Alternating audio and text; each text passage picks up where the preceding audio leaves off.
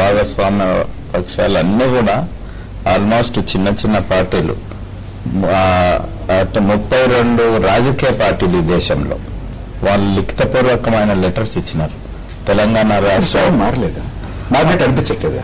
శరద్ పవార్ గారి పార్టీ స్వరం మార్చింది, డిఎంకే స్వరం మార్చింది, ములాయం సింగ్ స్వరం మార్చారు, బెంగాల్ నుంచి ఎన్ని మార్చినా వాళ్ళు లిఖితపూర్వకంగా రాసిచ్చిండ్రు కాబట్టి దాన్ని డెఫినెట్ గా వాళ్ళు బౌండ్ కావాల్సి వస్తుంది. ఈరోజు ఉదాహరణకు చంద్రబాబు నాయుడు గారు తీసుకోండి. చంద్రబాబు నాయుడు గారు మొదలేమో వ్యతిరేకంగా ఇచ్చిన లెటరు, దాని తర్వాత మళ్ళా ఫర్గా ఇచ్చిండ్రు, పోయి లెటర్ అది తీసేసి ఈ లెటర్ పెట్టిండ్రు, మేము తెలంగాణ రాష్ట్ర ఏర్పాటుకు మేము సుముఖమే అని పెట్టిన తర్వాత వాళ్ళు ఏ రకంగా ఏ కారణాల మీద అది వాపసు తీసుకుంటారు. కాబట్టి వాళ్ళకు కూడా ఏదో ఈ టర్మ్ పోయిన టర్మ్ లో గవర్నమెంట్ ఏర్పడ్డ దాంట్లో వాళ్ళు ఉన్నారు. ఆల్మోస్ట్ అందరు కూడా 90% వాళ్ళ కూడా ఉన్నారు ఏపీలో. కాబట్టి వాళ్ళు డెఫినెట్ గా దానికి బైండ్ అయి ఉంటారు అని చెప్పేసి అనుకోవాల్సిందే. రాజకీయ పార్టీగా వాళ్ళు ఖచ్చితంగా ఏదో మాట్లాడినా మీదికి మాట్లాడినా కూడా ఫైనల్ గా ఓటేయాల్సింది మాత్రం రాసిచ్చిన దానికి ఓటేస్తారనే నమ్మకం ఉండాలి. యూపీఏ భాగస్వామ్య పక్షాలు కూడా ఇందులో ఒక కీలకమైన పాత్ర పోషించే అవకాశాలు కనపట్టలేదా?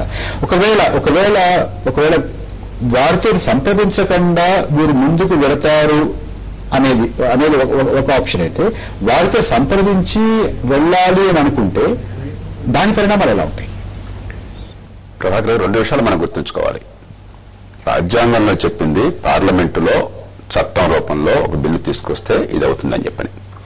దానికి ముందు కొంత ప్రక్రియ ఉంది. మొట్టమొదటిది ప్రభుత్వం రాష్ట్రపతి ద్వారా రాష్ట్రానికి పంపించాలి.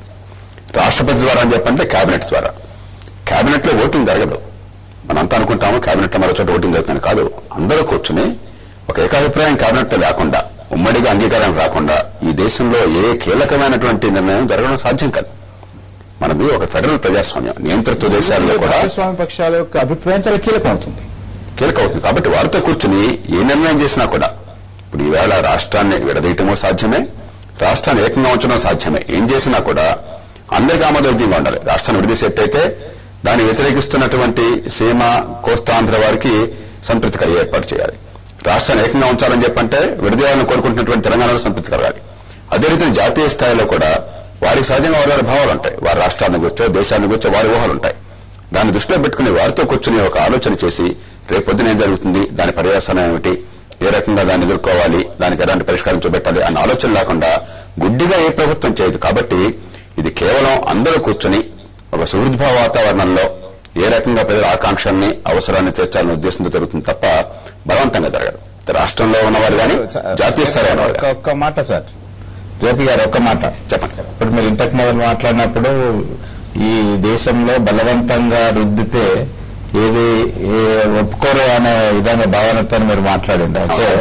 సాధ్యం కాదు అనే దానికి నేనేమంటున్నాంటే, ఆ రోజు ఈ హైదరాబాద్ రాష్ట్రాన్ని ఆంధ్ర అనే దాంట్లో ఆంధ్రప్రదేశ్ గా మార్చేటప్పుడు కూడా ఆ రోజు ఎవరు ఒప్పుకోకుండా కూడా బలవంతంగా రుద్దినా కూడా 52 ఏళ్లు నడిచింది ఇప్పటిదాకా. అయితే ఇది అప్పటి నుండి ఇప్పటిదాకా ఉన్న ఆకాంక్ష. సరే, ఏదో మనం ఇప్పటిదిప్పుడు వచ్చింది సమైక్యాంధ్ర ఉండాలని చెప్పేసి ఉంటే, ఇక్కడున్న ఇప్పటి వరకు ఏర్పడ్డ పరిస్థితుల కొరకు సమైక్యాంధ్ర అడుగుతా ఉన్నారు. అందరు క్షేమంగా ఉండాలి, అందరు పెట్టుబడులు పెట్టినారు కాబట్టి వీళ్ళంతా ఉండాలి అని, అంటే పరిణామాల ద్వారా ఏర్పడ్డది సమైక్యాంధ్ర. కానీ ఆ రోజు ఎప్పుడైతే కలుపుతున్నారో, ఒక దగ్గర కలిపినప్పుడు మాత్రం ఆ రోజు నుండి ఈ రోజు వరకు ఉన్న ఆకాంక్ష సెపరేట్ ఉండేది. కాబట్టి బలవంతంగానో ఎట్లా చేసినా కూడా ఈ రోజు వరకు నడిచింది అనేది కూడా మనం గుర్తుంచుకోవాల్సిన అవసరం ఉంటుందేమో అనేది నా అభిప్రాయం. ప్రభాకర్ గారు, ఇప్పుడు ఇది సబబా కాదు దానిలోకి నేను వెళ్ళదలుచుకోలేదు. 2 కాదు అది. కానీ వారు అనడానికి మనకు చరిత్రలో కొంచెం వెళ్ళాలి. 2 సబబే. రాష్ట్రాన్ని విభజించడమో సబబే, ఆ రకంగా బాగుంటుంది అనుకుంటే కలిపించడం సబబే. కాబట్టి ఇది కూడా అంత పెద్ద అద్భుతమైన విషయం కాదు. 2 రకాలుగా పరిష్కారాలు ఉన్నాయి. కానీ 56లో బలవంతంగా వచ్చినట్టు మాత్రం పూర్తిగా చరిత్ర రీత్యా అవాస్తవం. కొంతమంది ఎప్పుడు దేనైనా కూడా ఒక భావం ఉండొచ్చు, కానీ అత్యధికులు కావాలని కోరుకున్నారు. ఆనాడు రాష్ట్రాల శాసనసభల్లో అది కావాలని ఒకసారి వచ్చిండే దయచేసి అయితే మొట్టమొదటి 56లో మొత్తం మీద ఏకాభిప్రాయంతోనే సాధ్యమైంది ఇది. రెండవది 69-73లో ఇంకొక మధ్యలో ఇంకో జరిగిన చరిత్రలో 69-73లో 2 ప్రాంతాల్లో కూడా విడిపోతామని చాలా పెద్ద ఉద్యమాలు ఈ దేశ చరిత్రలో స్వతంత్రం వచ్చాక పెద్ద ఉద్యమాలు వచ్చినాయి. అప్పుడు ఒక ప్రాంతం విడిపోతామంటే 69లో మరి కోస్తాంధ్ర రాయలసీమ వారు కాదనలా, అలాగే కోస్తాంధ్ర రాయలసీమ విడిపోతాం 72-73లో అని చెప్పంటే తెలంగాణ వారు కాదనలా. కానీ బలవంతంగా జాతీయ స్థాయిలో ప్రభుత్వం కల్పించింది. దాని తర్వాత చరిత్ర నడిచింది. కాబట్టి ఈవేళ స్టేటస్ కో మెయింటైన్ చేయాలంటే బలవంతంగా సాధ్యం అవుతుంది, కానీ దీన్ని మార్చాలంటే ఏకాభిప్రాయం అవసరం అవుతుంది. ఏకాభిప్రాయం అంటే ప్రతి ఒక్కళ్ళు అంగీకారం దయచేసి మనం కొంచెం ముందుకు వెళ్దాం. మీ నుంచి నేను తెలుసుకోదలుచుకుంది ఏంటంటే, ఓకే మొన్న మీరు చెప్పినట్టుగా మన 5వ తారీఖున జరిగినటువంటిది it is talks about talks. Correct. How do go forward, talks about consultation etcetera etcetera. అంటే అందులో క్రూషియల్ ఇంపార్టెంట్ ఇష్యూ ఏంటంటే టు ఇవాల్వ్ ఎ మెకానిజం అంటే రోడ్ మ్యాప్ ఫర్ కన్సల్టేషన్. దాన్ని దృష్టిలో పెట్టుకుంటే ఇవాళ ఢిల్లీలో ఈ మెకానిజం ఇవాల్వ్ చేయడానికి ఏ కోణం నుంచి చూస్తున్నారు, ఈ రోడ్ మ్యాప్ ఏ కోణం నుంచి చూస్తున్నారు, మీ అంచనా ఏమిటి, మీ ఊహ ఏమిటి? ప్రభాకర్ గారు, అంచనాలు నా దృష్టిలో అనవసరం. 24 hours టీవీ మనం మాట్లాడుకోవడం కోసం మాట్లాడాలి, కానీ ప్రధానమంత్రి గారు, సోనియా గాంధీ గారు, చిదంబరం గారు, ప్రణబ్ ముఖర్జీ గారు, ఏకే ఆంటనీ గారు, వీరి ముందు చాలా ఆప్షన్స్ ఉంటాయి. సహజంగా అధికారులు మిగతా వాళ్ళు కూడా అధికారుల కమిటీ వేయొచ్చు, పత్రికల్లో కొంత లీక్ చేశారు ప్రభుత్వంలో ఉన్న వారు సుప్రీంకోర్టుకు రిఫర్ చేయొచ్చు సెకండ్ ఆర్టికల్ 143 కింద, లేకపోతే మరో ఏర్పాటు చేయొచ్చు. రకరకాల ఆప్షన్స్ ఉంటాయి.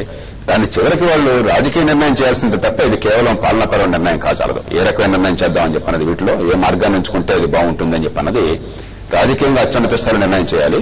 కానీ 3 ఆప్షన్స్ ఇప్పటికే స్పష్టంగా పరోక్షంగా ప్రత్యక్షంగా మన ముందుకు వచ్చినాయి. ఒకటి, సుప్రీంకోర్టుకి 143 ఆర్టికల్ ద్వారా పంపించడము. రెండవది, అధికారులతో కేబినెట్ సెక్రటరీ ఆధ్వర్యంలో మరో ఆధ్వర్యంలో ఏర్పాటు చేయటము. మూడవది, నిపుణులతో ఆర్థికవేత్తలు కావచ్చు, లేకపోతే జ్యూరిస్ట్ కావచ్చు, న్యాయవేత్తలు కావచ్చు, మరి రాజకీయవేత్తలు, రాజ్యాంగవేత్తలు కావచ్చు, రాజనీతి శాస్త్రజ్ఞులు కావచ్చు, అలాంటి రాజకీయాలకు అతీతమైన నిపుణులతో ఒక కమిటీ ఏర్పాటు చేయడం కావచ్చు. బహుశా ఈ 3లో ఏదైనా వారించుకోవచ్చు. శశిగారు గారు మీకేమనిపిస్తుంది? ఇప్పుడు చంద్రశేఖర్ గారు చెప్పినట్టుగా అది కరెక్ట్ కాదు. అది చర్చ. ఎందుకంటే కొంచెం ముందుకు వెళ్దాం. అంటే ఢిల్లీ నుంచి మనం ఏమి ఎక్స్పెక్ట్ చేయొచ్చు? ఇప్పుడు ఢిల్లీ నుంచి పీస్ఫుల్ గా అందరూ ఎమికబుల్ సెటిల్మెంట్ కావాలని కోరుకోవడంలో తప్పు లేదు. ఎందుకంటే బాధ్యత కలిగినటువంటి కేంద్ర ప్రభుత్వం కాబట్టి. దానికి వీళ్ళు ఏ విధంగా ఒప్పుకుంటారనే డౌట్స్ చాలా ఉన్నాయి. ఎందుకంటే ఓరోజు చెప్తున్నారు. అందువల్ల వాళ్ళు డైరెక్ట్ గా వీళ్ళ నాయకులు అందరితో మాట్లాడడం కన్నా ఉద్యమాలలో పాల్గొన్న వాళ్ళతో కూడా మాట్లాడి వాళ్ళని కూడా కన్విన్స్ చేస్తే ఏ విధమైన రిజల్ట్ వస్తుందనేది ఒకటి. వచ్చిన తర్వాత ఈ ప్రాబ్లం సాల్వ్ చేయడానికి పొలిటికల్ గా సాల్వ్ చేసే కన్నా ఒక మెకానిజం కనుక్కొని ఇందాక జయప్రకాష్ గారు అన్నట్టుగా సుప్రీంకోర్టుని అడ్వైజ్ అడుగు, లేకపోతే సుప్రీంకోర్టు జడ్జీకి పెట్టుకొని కొంతమంది కమిటీ వేసి పెట్టి ఈ ప్రాబ్లమ్స్ ని సార్ట్అవుట్ చేసి ఎమికబుల్ గా వెళ్తేనే తప్ప, లేకపోతే రాష్ట్రం ఏమైపోతుంది? ఇవాళ మన ఏదో రాజకీయ లబ్ధుల కోసం మనం మాట్లాడుతూ ఉంటే ఇవాళ సామాన్య మానవుడు ఏమైపోతున్నాడు? అక్కడ ఎన్ని రకాలుగా ఏమైపోతుంది? ఒక ఫార్మసీ ఇండస్ట్రీలోనే 5,000 కోట్ల రూపాయలు వాళ్ళ చైనాకు వెళ్ళిపోతా ఉందంటే చాలా నష్టాలు వస్తున్నాయి. అందుకని తొందరతో కూడేటువంటి తేలే సమస్య కాదు. అందువల్ల చాలా జాగ్రత్తగా మన పార్టీల కన్నా కూడా పెద్ద ఎక్సర్సైజ్ కేంద్ర ప్రభుత్వం చేస్తా ఉంది. అది చేసిన దాకా ఉపయోగపెట్టాలి, అంతకు మించి ఇంకేం లేదు. చంద్రశేఖర్ గారు, చర్చలకు మీరు కూడా అభ్యంతరం చెప్పలేదు. అయితే మీరందరూ అంటున్నది ఏమిటంటే చర్చలు ఒకవేళ చేస్తామనంటే దానికి నిర్ణీత సమయసీమ ఉండాలి, కాలపరిమితి ఉండాలి అనేటువంటి మాట మీరు చెప్తూ వస్తున్నారు. అయితే చర్చలు, కన్సల్టేషన్ రోడ్ మ్యాప్ పొందినటువంటి రాజకీయ పార్టీలు, ఆ తర్వాత మిగతా రాజకీయ పార్టీలు, రాష్ట్రంలో అన్ని రాజకీయ పార్టీలు, ఆ తర్వాత 23వ తారీఖున చిదంబరం గారు ఇచ్చినటువంటి ప్రకటనలో గ్రూప్స్ అని కూడా అన్నారు. అంటే వర్గాలను కూడా మేము సంప్రదిస్తామన్నారు. ఎవరు వాళ్ళు, ఎటువంటి వాళ్ళు, ఏమిటి, దానికి నిర్దిష్టమైన నిర్వచనం ఏమిటి, మీకేమన్నా ఒక అంచనా దొరికిందా దాన్ని? అంటే నేనేమనుకుంటున్నా సార్ అంటే ఈ గ్రూప్స్ అంటే గ్రూప్స్ మీన్స్ ఈ ఆర్గనైజేషన్స్, రికగ్నైజ్డ్ ఆర్గనైజేషన్స్, కుల సంఘాలు కానివ్వండి, లేకపోతే ఇంకా స్వచ్ఛంద సేవా సంస్థలనండి, వాళ్ళు స్వచ్ఛందంగానే అనేక ప్రోగ్రాములు చేస్తా ఉన్నారు మన దేశంలో. వాళ్ళతో అంతా రికార్డెడ్ ఉన్నది. ఇప్పుడు ఇదంతా కూడా సెంట్రల్ గవర్నమెంట్ ఫండింగ్ చేసి కొంత వాళ్ళకి సాయం చేస్తూ ఈ క్షేమం గురించి, కొన్ని పిల్లల గురించి, కొన్ని అడవుల గురించి, నీళ్ల గురించి, ఈ రకంగా స్వచ్ఛంద సంస్థలు, ఆ సంస్థలను అన్నిటిని కూడా పిలిచి మాట్లాడాలనేది మీరు అన్నదానికి అర్థం వచ్చాయి. అది క్లియర్. అది పొలిటికల్ పార్టీస్ తర్వాత రాజకీయ నిర్ణయం కాబట్టి పొలిటికల్ పార్టీస్ తో మొదలు మాట్లాడుకున్న తర్వాత వెంటనే మళ్ళా ఈ స్వచ్ఛంద సంస్థలు, మిగతా గ్రూపులు, వెల్ఫేర్ గ్రూప్స్, వాళ్ళు ఈ ప్రజా సంక్షేమంలోనే ఉంటారు. వాళ్ళు తర్వాత ఏ సంక్షేమం తీసుకుంటే దాంట్లోనే ఉంటారు. బెగ్గర్స్ గురించి, దళిత్ గురించి, ఎస్టీల గురించి, మైనార్టీస్ గురించి, మహిళల గురించి, ఈ రకంగా వీళ్ళని అందరినీ కన్సిడరేషన్ లో తీసుకొని వీళ్ళ క్షేమం గురించి సెపరేట్ స్టేట్ చేస్తే బాగుంటుందా లేదా, చేస్తే మంచిదా చేయకపోతే మంచిదా అనేది కూడా అభిప్రాయం డెఫినెట్ గా తీసుకుంటారు. జేపీ కృష్ణ గారు, మీకేమనిపిస్తుంది? How are they going to define groups అని అంటే ఏ ప్రాతిపదిక? తర్వాత దీనికి ఏమైనా ప్రెసిడెంట్స్ ఉన్నాయా? ఇవి ఇలా చేశారు, అక్కడ ఇలా చేశారు, ఇక్కడ ఇలా చేశారు, ఇక్కడ ఇలా చేశారు, ఈ గ్రూప్ అంటే ఇలా డిఫైన్ చేశారు, వీళ్ళు దీనికి క్వాలిఫై అవుతారు, ఈ క్రైటీరియా ఉంటుంది అని అనుకోవచ్చా? నిజానికి ఇప్పుడు జరుగుతున్న ప్రక్రియ కొంచెం కొత్తది. ఎంచేతంటే మనకి దేశంలో రాష్ట్రాల విభజన 3 రకాలుగా జరిగింది. ఒకటి 1956కు ముందు మొదటి రాష్ట్రాల పునర్విభజన కమిషన్ ద్వారా జరిగింది. అందుకని 56 నవంబర్ 1న 14 రాష్ట్రాలు ఏర్పడినాయి. ఆంధ్రప్రదేశ్ ఒక్కటే కదా ఏర్పడింది. 14 రాష్ట్రాలు ఒకే రోజున నవంబర్ 1న ఏర్పడినాయి. రెండవది ఈశాన్య భారతంలోనూ తర్వాత పంజాబ్లోనూ అక్కడ ప్రత్యేక పరిస్థితులను బట్టి, ప్రధానంగా మీకు హిమాచల్ ప్రదేశ్ హిల్ ప్రాంతం కాబట్టి దాన్ని విడదీయడానికి, ఈశాన్య భారతంలో పరిస్థితి విడదీయడానికి అక్కడ ప్రక్రియ వీటికి అతీతంగా జరిగింది. ఇక మూడోది భారతీయ జనతా పార్టీ లేకపోతే ఎన్డీఏ ప్రభుత్వంలో ఉన్నప్పుడు 9-10 ఏళ్ల క్రితం ఈ 3 రాష్ట్రాల్లో విభజన చేశారు. ఉత్తరప్రదేశ్, మనకు మధ్యప్రదేశ్, బీహార్. అప్పుడు అందరినీ కూర్చోబెట్టి కొంతకాలం వాళ్ళు ఒప్పుకోకపోయినా కూడా అందరినీ ఒప్పించే వరకు ఏకగ్రీవంగా వచ్చేట్టుగానే చేశారు. మన ఆంధ్రప్రదేశ్ లో ఉన్న పరిస్థితి వీటికి సంబంధించింది కాదు. ఇది ప్రత్యేకంగా ఈశాన్య భారతమో లేకపోతే హిమాచల్ లాంటి రాష్ట్రమో కాదు, ఒక ఎస్ఆర్సీ ద్వారా వస్తున్నది కాదు, లేకపోతే అందరూ సామరస్యంగా కూర్చున్న ఒకే అభిప్రాయానికి మొత్తం మీద వచ్చి ఒకరో ఇద్దరు, నూటికి ఒక ఇద్దరు ముగ్గురో కాదని చెప్పి అంటున్నా కూడా 190 మంది ఏకాభిప్రాయంతో ఉన్నది కాదు. కాబట్టి దీనికి కొంచెం ప్రత్యేకంగా ఆలోచన చేయాలి. ఇక గ్రూప్స్ ఏమిటి అని చెప్పంటే రాజకీయ పార్టీలు ఎట్లాగో వారు సంప్రదిస్తున్నారు.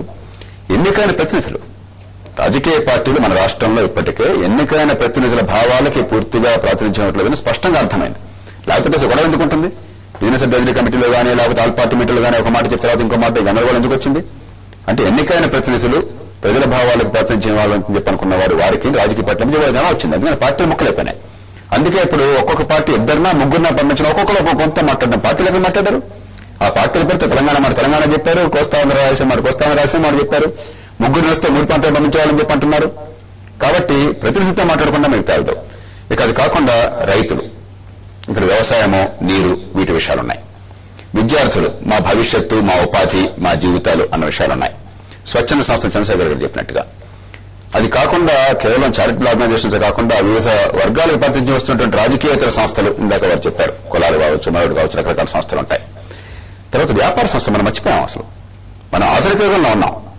ఈవేళ మన ఆర్థిక వ్యవస్థలో వ్యవసాయం కేవలం 18-19% మాత్రమే, 81% మనకి వ్యవసాయేతర రంగాల్లో సర్వీసెస్ కానీ లేదా వ్యాపారం కానీ పరిశ్రమలు కానీ ఉన్నాయి. కాబట్టి ఈ రంగాలకు చెందినటువంటి వాళ్ళతో మాట్లాడాలి, జాతీయ స్థాయిలో మాట్లాడాలి, రాష్ట్రంలో మాట్లాడాలి. ఇక మిగతా వారు ఏమన్నా మరి జాతీయ స్థాయిలో ప్రభుత్వం వారు తలుచుకుంటే ఇంకొకరిని ఆలోచించవచ్చు. కానీ ఈ అన్ని రంగాలు కూడా బృందాలు ఎవరితో మాట్లాడతారు, ఏ గ్రూప్స్ అని చెప్పంటే ఇవి స్పష్టంగా మన ముందు కనిపిస్తున్నాయి. శశికర్ మీకే అనిపిస్తాం? ఇప్పుడు అన్నిటికన్నా మించి లీగల్ ఆస్పెక్ట్ కూడా చూడాలి కదా. భాషా ప్రభుత్వ రాష్ట్రాలతో ఈ రాష్ట్రాలు విభజించారు, కలిపారు.